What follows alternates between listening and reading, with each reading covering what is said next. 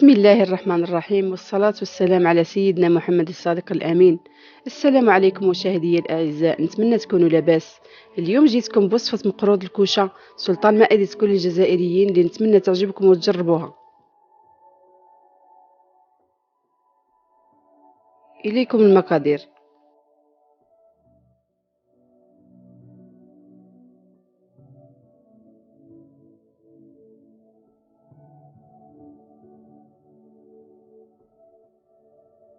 في كسعة وضعت السميد والملح، خلطتهم ومن بعد زدت السمن الدايب مبرد، دخلتهم مليح بيديا مع بعضهم، ومن بعد خليتهم يرتاحوا نصف ساعة. نتوما خليوهم قد ما تقدروا باش السميد يتشرب السمن مليح.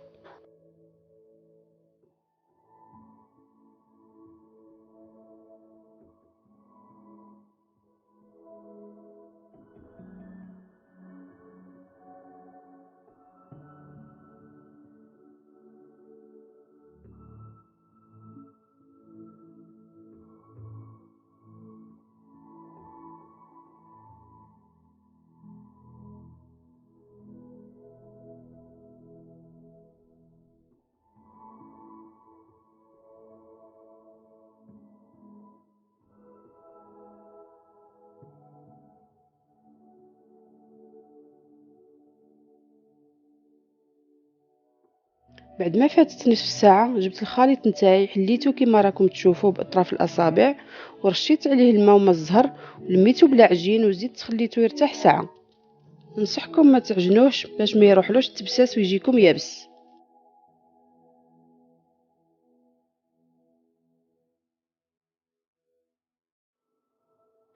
هنا انا بديت نشكل في لي بودان تاع العجين، ومن بعد نحشيهم بالغرس اللي حضرته من قبل.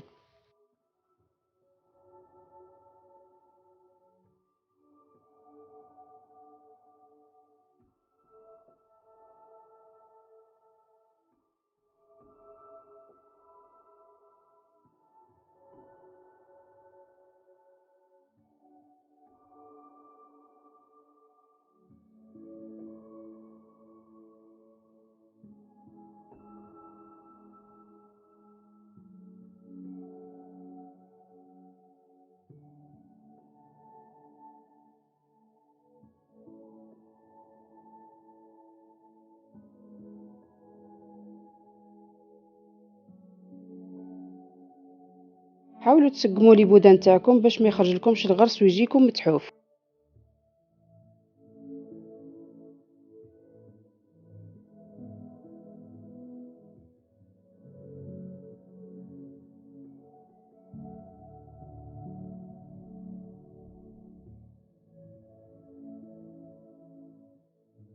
هنا جبت الطابع وبديت نطبع في المقروط نتاعي، سقمت الجوانب بالاستعانة بطابع اخر ولا لاكوباط او السكين.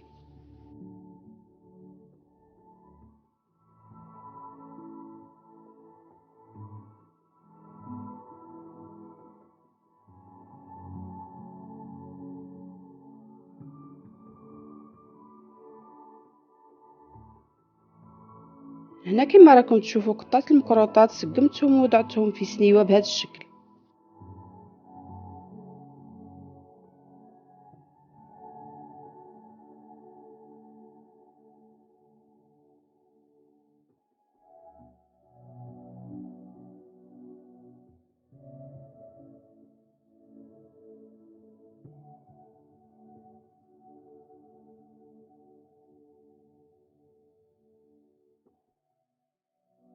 دخلت المقروط الفرن المسخن على درجة حرارة 180، خليته طاب مليح من تحت ومن فوق حتى دا اللون الذهبي.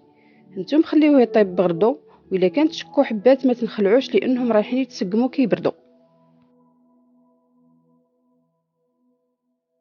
بعد ما طاب المقروط خليته يبرد مليح، ومن بعد عسلته وخليته يقطر.